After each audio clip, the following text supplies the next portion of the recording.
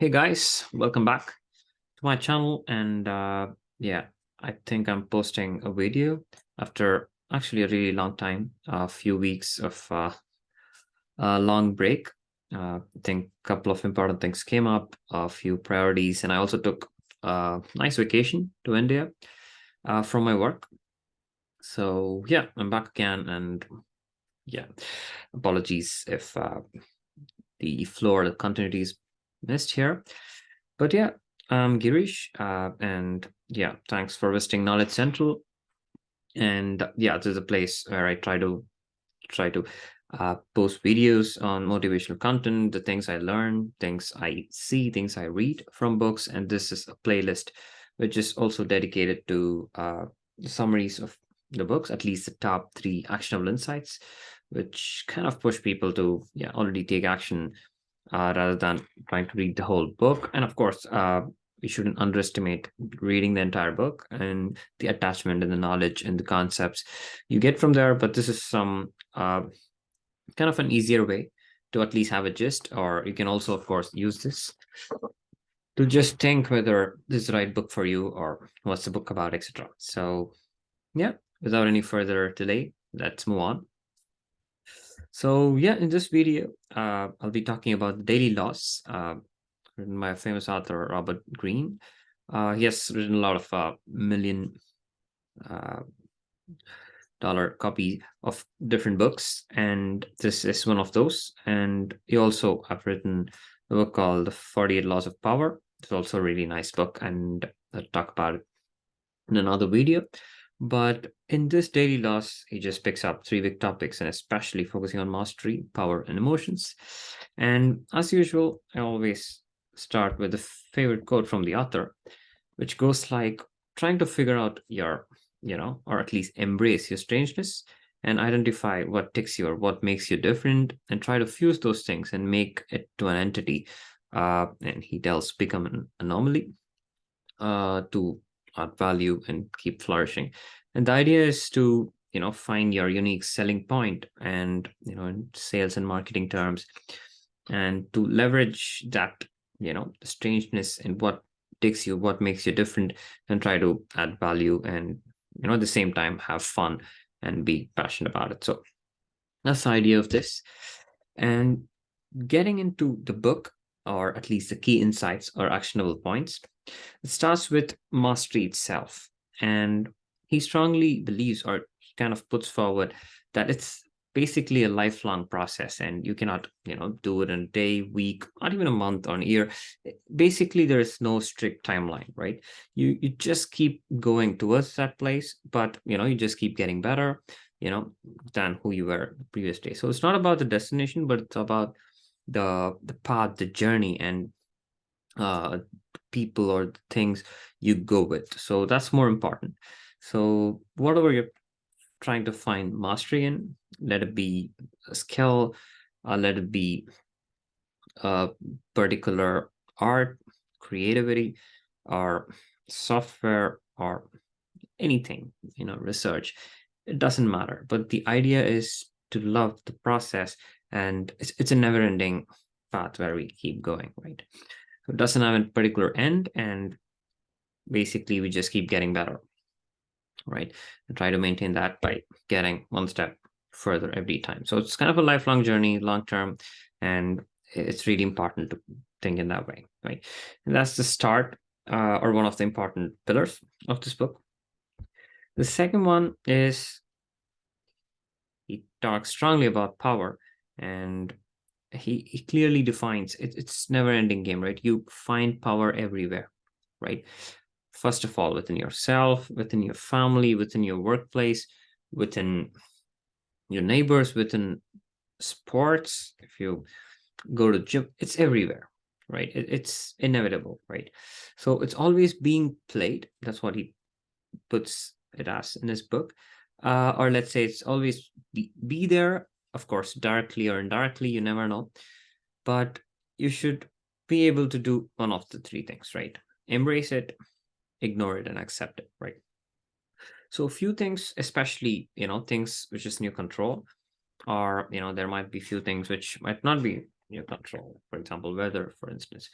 So we need to make sure that we try to embrace and accept the fact that they exist, and few things we cannot do anything, right? A few things out of our control, few things which you have no influence over, and we just need to ignore it, right?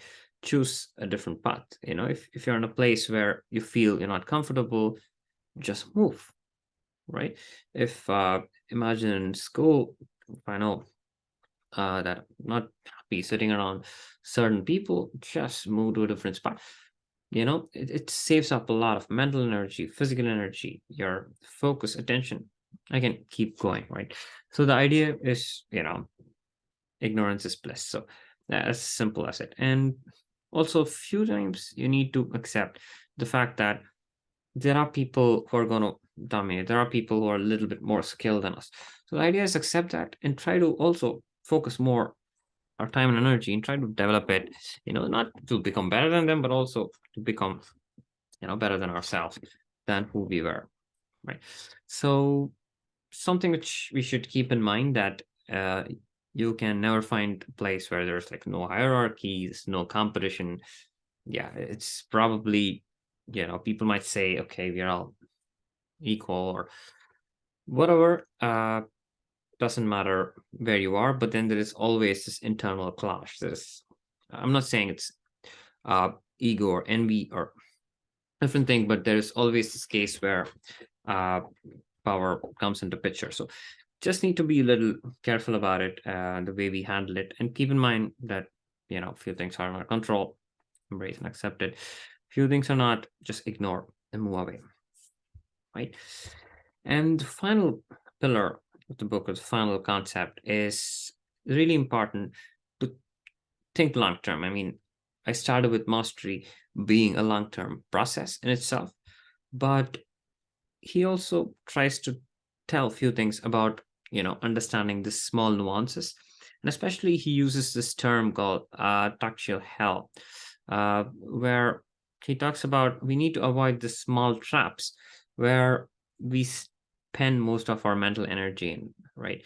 For example, if imagine there's a small stone in our food and we start yelling at our servant, or we start getting upset over throwing away the whole food. But what I'm trying to explain here is to zoom out a little bit. People make mistakes. There are always this uncertainty. There might be small misunderstanding. So zoom out and see whether is it worth talking about it, right? Is it a genuine mistake, or is it something which is done on purpose? So I always feel, again, personally, and which resonates with this book, uh, the daily laws is you need to pick your battles, right? Few things is worth spending energy and trying to say, okay, tell your perspective, tell your standpoint, where you are, where you don't agree and disagree, but is it actually worth your time and energy?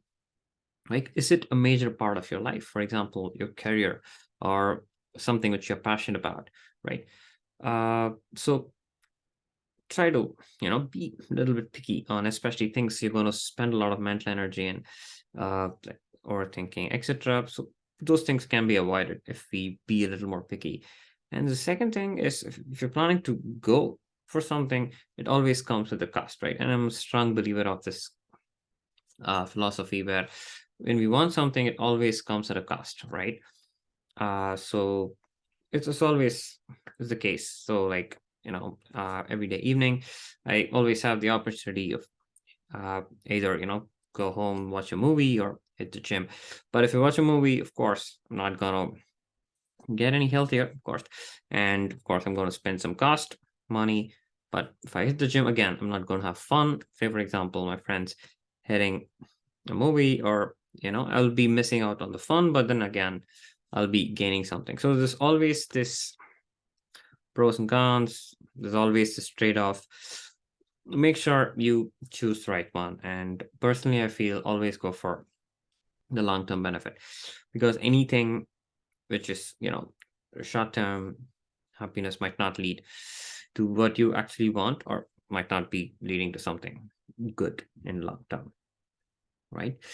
So yeah, that summarizes the three important pillars with mastery, power, and, thinking with a long-term perspective on zooming out and being grateful for what we have and not focus on the small nuances, which sometimes, you know, you have no control over and might not be really important to spend time and energy in. Be picky, be a little, purposeful, and what you actually want, is it really worth, digging in?